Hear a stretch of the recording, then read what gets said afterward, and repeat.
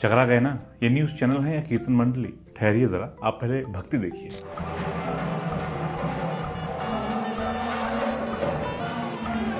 दिल नहीं भरा? अब अखंड भक्ति देखिए। पेड़ भी जगमगा रहे हैं क्योंकि प्रभु राम आ रहे हैं। चलिए आप भी गाइए, रघुपति राघव राजा राम, पतित पावन सीताराम, और फिर प्रवचन सुनिए।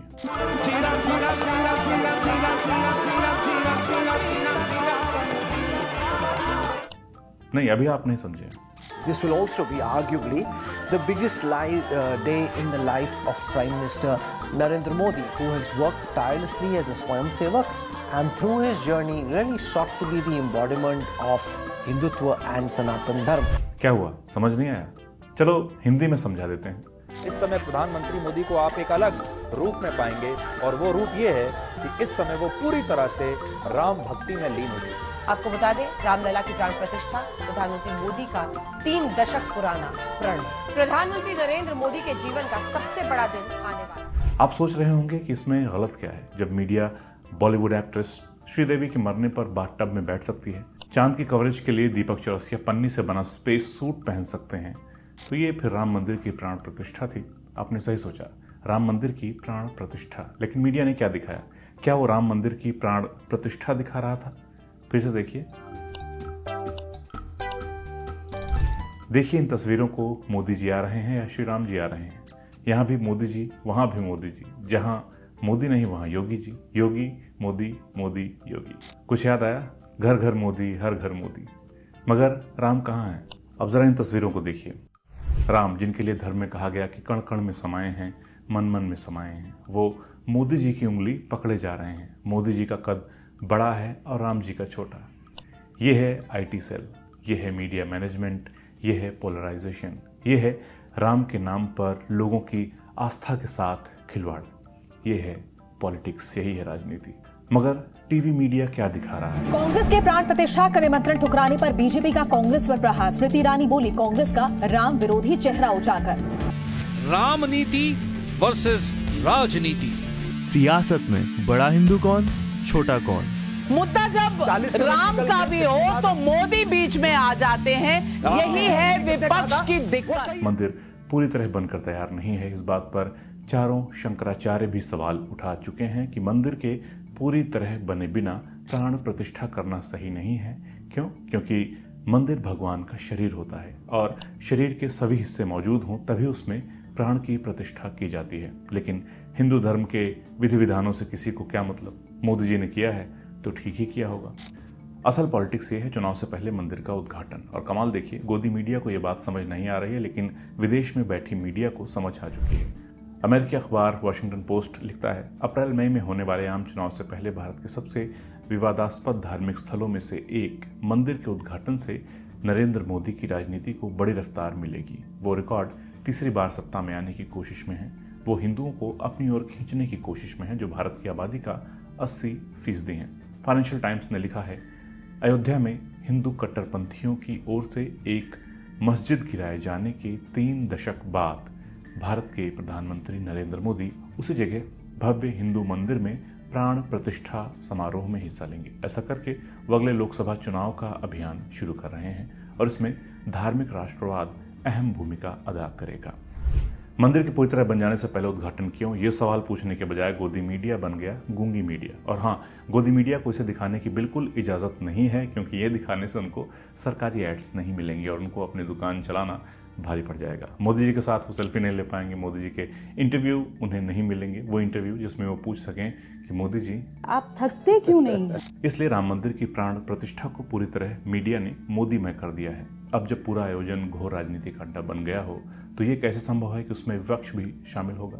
जैसे ही विपक्ष ने प्राण प्रतिष्ठा से मोदी प्रतिष्ठा बने कार्यक्रम में जाने से इनकार किया, गोदी मीडिया ने उसे प्रोजेक्ट कर दिया विपक्ष का बायकॉट। विपक्ष जाने से इनकार करे तो पॉलिटिक्स। अगर मीडिया खुद ही राम की जगह बीजेपी के नारे लगाने लग जाए तो वो पॉलिटिक्स नहीं है। आप खुद देखिए, जो काम बीजेपी को करना था वो कैसे टीवी चैनल्स चिल्ला चिल्ला कर रहे हैं, ताकि आप लोग मान सकें कि विपक्ष हिंदू नहीं है, राम भक्त नहीं है, हिंदू विरोधी है। कांग्रेस के प्राण प्रतिष्ठा का निमंत्रण ठुकराने पर बीजेपी का कांग्रेस पर प्रहार। स्मृति ईरानी बोली, कांग्रेस का राम विरोधी चेहरा उजागर।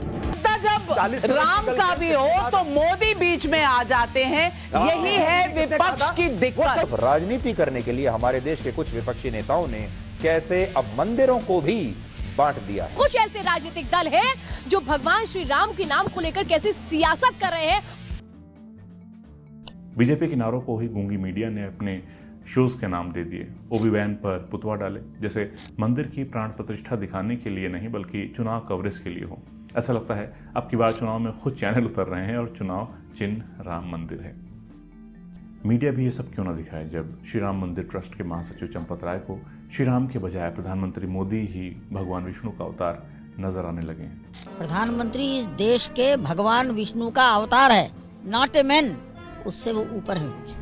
ये कैसे हुआ, क्यों हुआ, कब हुआ? जब हम इन सवालों में जाते हैं तो मालूम होता है कि बहुत लंबा प्रोसेस रहा है मीडिया का प्रधानमंत्री मोदी को इस अवतार तक पहुंचाने में। देखिए कैसे बदलाव आया। हम आपको एक और बहुत बड़ा बदलाव इस देश का दिखाना चाहते हैं। अब आप देखेंगे ये बदलाव कैसे आया तो अपना सिर पीट लेंगे।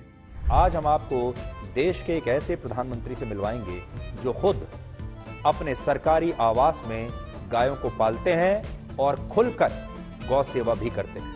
पालतू जानवर सरकारी आवास में पलते हैं और ठंड के मौसम में लोग फुटपाथ पर सोते हैं, रैन बसेरों में रातें गुजारते हैं, मगर वो लोग हैं और ये हैं पालतू जानवर। तो आप खुद में और पालतू जानवर में फर्क करना समझ लें। आपको रोजगार मिला या नहीं, आपके पास छत है या नहीं, कोई परवाह नहीं, बस पालतू जानवर सरकारी आवास में पलना चाहिए। वो कुछ भी कर सकते हैं और गोदी मीडिया को वही सही बताना होगा। अब चाहे केजरीवाल दिल्ली में सुंदरकांड करें, चाहे ममता बनर्जी बंगाल में मां काली टेम्पल जाएं, मगर गूंगी मीडिया को ये साबित करना है कि सब नौटंकी कर रहे हैं, राजनीति कर रहे हैं। राम नीति तो बस एक ही आदमी कर रहा है और वो है मोदी जी। मोदी जी को क्रेडिट जो देना है। आप खुद देखिए न्यूज़ 24 के पत्रकार की मासूमियत, तरस आ जाएगा बेचारे पर।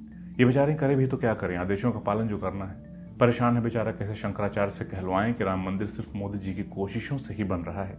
शंकराचार्य की जबान से जबरदस्ती बुलवाने में लगे हैं। लाचारी देखिए आप मीडिया की। जर्नलिस्ट ने पूछा आप राम मंदिर बनाने का क्रेडिट किसे देंगे, तो ज्योतिष मठ के शंकराचार्य स्वामी अभिमुक्तेश्वरानंद सरस्वती उनको बताने लगे, मगर मीडिया को तो वो सब सुनना ही नहीं है, बस मोदी जी का नाम लिया जाए।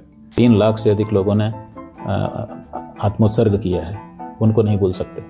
के नैयर, रामचंद्र परमहंस, अभिराम दास, नरसिंहा राव, नरेंद्र मोदी को उसी तरह से। अब तो हम तो सीक्वेंस में आ रहे हैं, लेकिन आपको तो धैर्य नहीं है, आपको तो नरेंद्र मोदी का केवल सुनना है, और बाकी कई हम जिनका कहना चाहते हैं उनका छूट गया। नहीं, आप कई हम नहीं कहना चाहेंगे।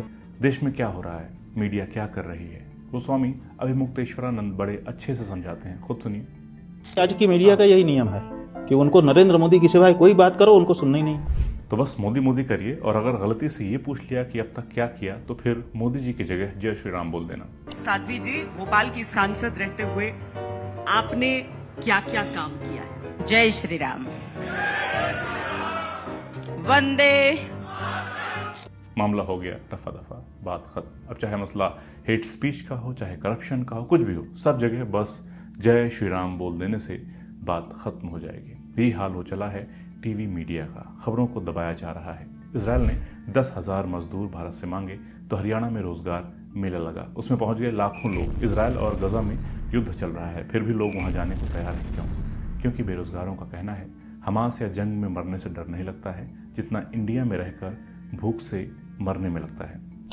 ये खबर न पाकिस्तान के खिलाफ थी, न विपक्षी पार्टियों के, लिहाजा न किसी ने डीएनए किया, न किसी ने हल्ला बोल किया, न किसी ने वाट लगाई, क्योंकि ऐसा करने पर तो परम आदरणीय महामानव कथित विष्णु अवतार से सवाल पूछना पड़ जाता। लिहाजा आपको 25 बड़ी खबरें दिखाई जा रही हैं। क्या है वो 25 बड़ी खबरें? प्राण प्रतिष्ठा से पहले सरयू किनारे हुआ जल अनुष्ठान। 22 जनवरी को सरयू में स्नान कर सकते हैं पीएम मोदी। प्राण प्रतिष्ठा समारोह से पहले अयोध्या में राम की पैड़ी पर मंगल गान, स्थानीय महिलाओं ने गाए राम भजन। राम मंदिर, प्राण प्रतिष्ठा और मोदी मोदी, इन 25 खबरों में अंजना ओम कश्यप ने 14 तो राम मंदिर पर दिखाई, 2 खबरें बीजेपी के अपोजिशन पर अटैक की थी, 2 खबरें अपोजिशन की बीजेपी पर अटैक की थी, और 7 खबरें अदर थी।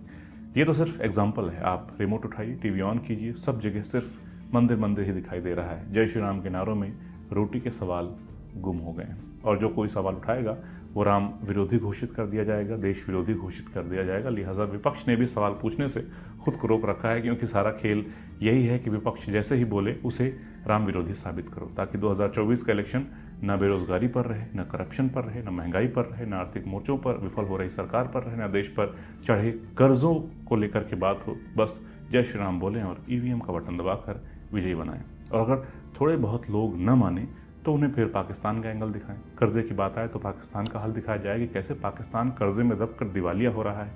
महंगाई दिखाई जाए तो पाकिस्तान की दिखाई जाए। अर्थव्यवस्था डगमगा गई है तो पाकिस्तान की दिखाई जाए। अपना टीवी मीडिया जादूगर हो गया है, जो चाहे वो तमाशा करके दिखा रहा है। अब देखिए क्या दिखाया जा रहा है कि मोदी जी की वजह से पाकिस्तान में राम राम होने लगा। कल तक दिखा रहे थे वहाँ हिंदू सेफ नहीं है, अब मोदी जी की वाह वाह करने के लिए दिखाने लगे कि वहाँ भी जय श्री राम गूंज रहा है। टीवी मीडिया मोदी जी के लिए कुछ भी करने को तैयार है। चंद्रमा 2 मिशन को लेकर भी पाकिस्तान को जबरन घसीटा गया था। टीवी चैनलों ने तब भी अपने लोगों को बताया था कि भारत ने क्या क्या हासिल किया और पाकिस्तान ने क्या नहीं हासिल किया है। एबीपी न्यूज़ की हेडलाइन थी, पाकिस्तान आतंकी ही बनाया गया, चांद पर भी कभी जाएगा। आज तक ने कहा था, हम जीत रहे आसमान, रोता रहे पाकिस्तान। इंडिया टीवी ने टाइटल दिया था, चांद पर हिंदुस्तान, पाताल में पाकिस्तान। अब आप टीवी कवरेज देखिए कैसे हिंदुत्व में जकड़ा जा रहा है। सिर्फ टीवी ही नहीं, इस काम में बीजेपी समर्थित अखबार भी लगे हैं और ब्रेन वॉश किया जा रहा है। अब आप खुद तय कर लें, आपको कैसे भ्रम में रखा जाता है, कैसे आपको अपने हिसाब से चलाने के लिए प्रेरित किया जाता है, कैसे आपके दिमाग को मॉडिफाई नहीं बल्कि मोडिफाई किया जा रहा है। लिहाजा आप ठहरिए, शांत दिमाग से सोचिए और फिर तय करिए, कहीं आप किसी के हाथ की कठपुतली तो नहीं बन गए हैं। धर्म अपनी जगह है। ये कहते हैं ना कि दुनिया के दूसरे हिस्से से इन्वेडर्स आए और राम का मंदिर तोड़ दिया, वो खुले में पड़े रहे। हाँ, ये सच है।